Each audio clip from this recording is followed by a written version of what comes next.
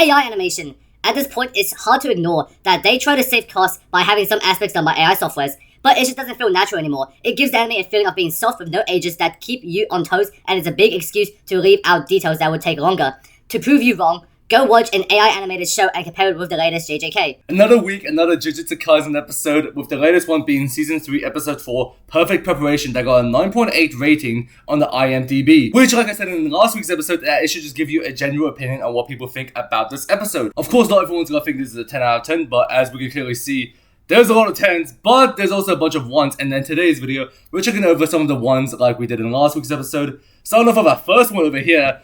This one right here is saying that you need to go watch an AI animated show and compare it with the latest JJK, because they're saying that there's AI animation in the latest episode of Jujutsu Kaisen, which I didn't see, but I highly doubt Mappa would do something like that. So let's check out the latest. I have a scene right here, I have a clip right here of, the latest episode right here.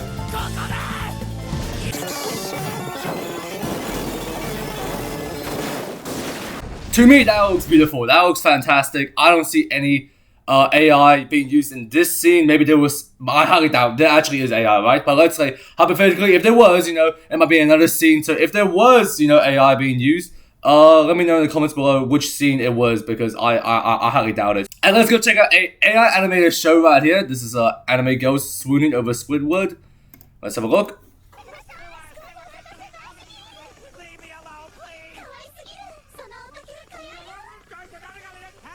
I still can't get over how beautiful Squidward is. That jawline could cut glass. And the way he holds his clarinet, so refined. He's like a prince of... I mean, as you can clearly see, like the background just doesn't look right. It feels it looks AI, and this is AI. So yeah, I don't think that in the latest Jujutsu Kaisen episode they used AI. Trash anime adaptation. Toji X market panel adaptation is very bad. Unnecessary fast run. Background score also bad. I am waiting 2 years for this trash adaptation. Really disappointed. Kid Naoya running scene is too fast. Mappa really disappointed this time. Manga Toji scene, it's really bad. I suggest manga panel is very nice. There's a bit of a debate with the Toji X Maki panel between the anime and manga version. Personally, I don't mind the way that they handle it in the anime version. The manga one is pretty cool as well, but both find them pretty cool in themselves, and I don't think it's that deep. Now, when it comes to the background score being bad, music is subjective, so if you don't like the music that they chose for the fight scenes, then I guess that's a bit unfortunate. But, I mean, I can understand where you're coming from, because when you're fighting and killing people, it should be in a dark and intense tone, but they decided to go something more, I guess, something more like pop, or like something where you could bop your head to, because when I was watching that scene, I was bopping my head, and it just kind of has a nice little balance, because on the screen you're seeing this massacre happening, but then when it comes to the music, it's just nice and happy with the la la la la la la. And also with the Kid Naoya running scene being too fast, this is the only page where they show Kid Naoya running.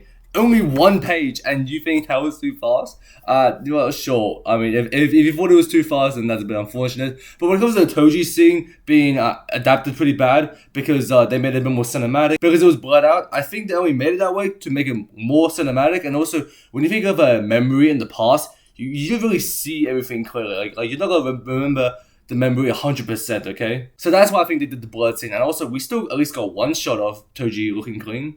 I just can't, man. I really went into this episode expecting Mappa to cook, and instead they served absolutely nothing.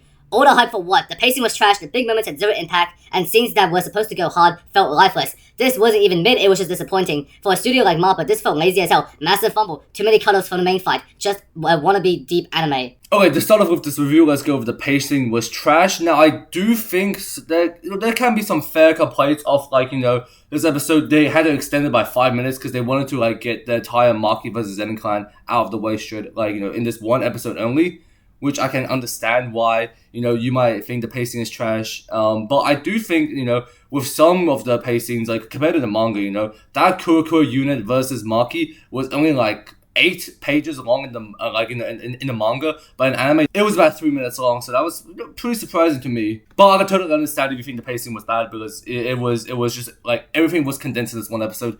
But if we didn't fit it all in this one episode, there would have been a part 2, and I don't know if people wanted to see a part 2, so I guess Mappa decided to make it all in one episode. The big moments had zero impact, and scenes that were supposed to go hard felt lifeless. Personally, for me, I thought the big moments in this episode had a lot of impact and did not feel lifeless. We can start with Ogi telling Maki and Mai how they were so useless, how since they were born a woman, they bring shame to the family, which I thought had a really nice OST going on in the background. Of course, the music once again subjective, but that's just my opinion. Then we have Mai's death. Now, I've been spoiled about Mai's death like a few days before the episode dropped, which was unfortunate. But even though, like, I knew it was gonna happen, it still had a lot of impact. I don't know, expect the child scene to come on, like, when they became children again in the beach scene. And then also the music, I felt, like, complemented it really well. And I could blabber about, like, the fight scenes, but I think the most important fight was, of course, Naoya versus Maki. And the way they showed 4 different angles just to destroy Naoya's face was pretty insane. I thought it had a lot of impact. I don't think I'll be forgetting those 4 scenes of doom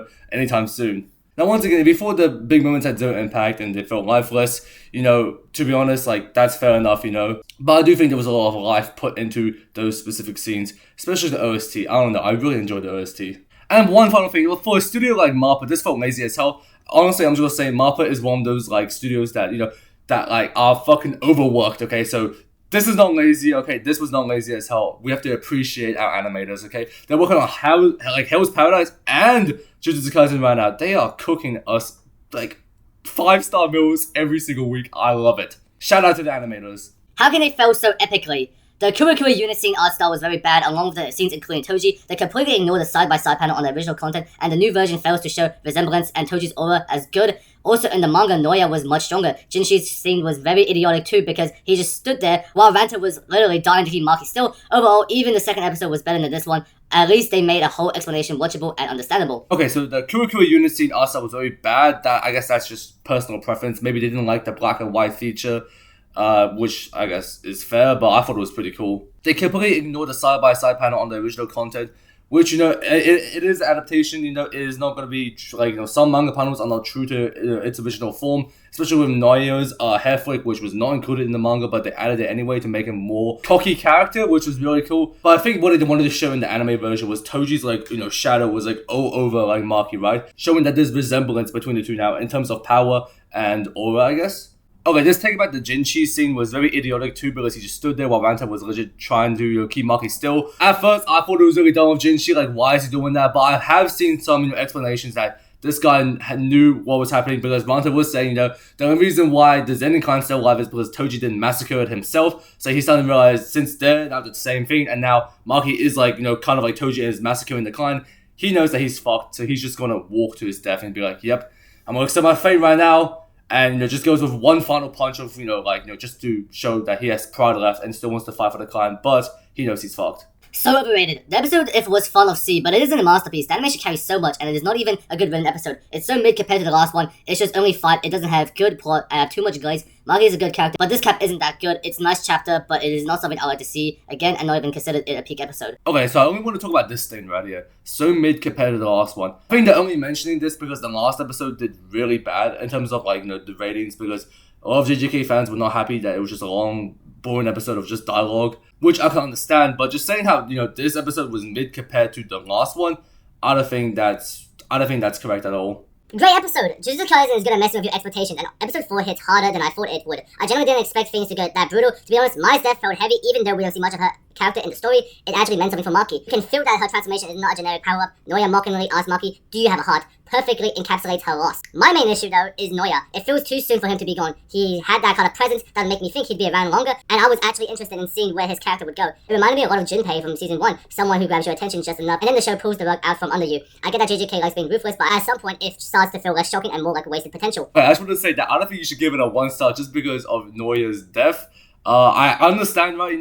He was built up, at the first episode, he seemed like a badass, but in the latest one, he got cooked, and now he's gone, so we won't see him anymore. But I don't think you should give it a 1-star just because of that. I mean, they explained, why they thought this episode was really good, but I can understand, their point, of saying, Naoya, just wasted potential. He was there, and just going straight away. I can understand that. But just giving the episode a 1-star because of that, I don't think they even think it's a 1-star. They're going to just give it a 1-star just because of this reason. Absolute disappointment and waste of my time. This is going to be the final review, but this is a pretty big review right here, so I'll just go through some of the things that they've said. Dark is pure shock value with almost zero substance. Maki wiping out the entire Zenin clan isn't powerful storytelling. It's rushed, one-night revenge that throws away years of setup. An entire major clan gets erased in minutes. Most members reduced to nameless fodder just to make Maki look cool. There's no tension, no meaningful resistance, and no emotional weight beyond they were bad, so they deserved it. The only reason why they had Maki wipe out their entire, clan that was very strong, very elite, was because they wanted her to look like a badass. They wanted her to look strong because, like not just for her to look cool, okay? Not for the aura or anything, but just to show that now she's on a level of Toji. She's now powerful. She can wipe out the entire clan. So now when she goes into the current games, she can actually be,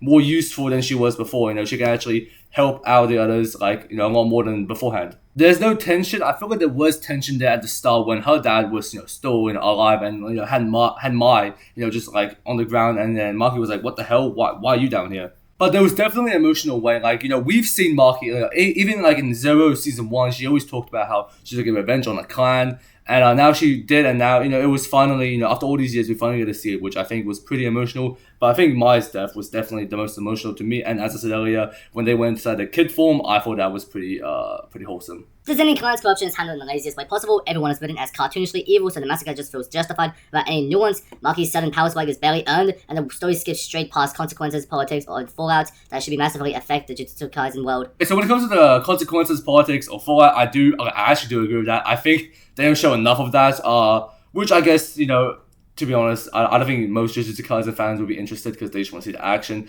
But I do think, when it comes to this factor right here, they should show off, a bit more than just, saying that that the clan is now just removed from the list of the big three.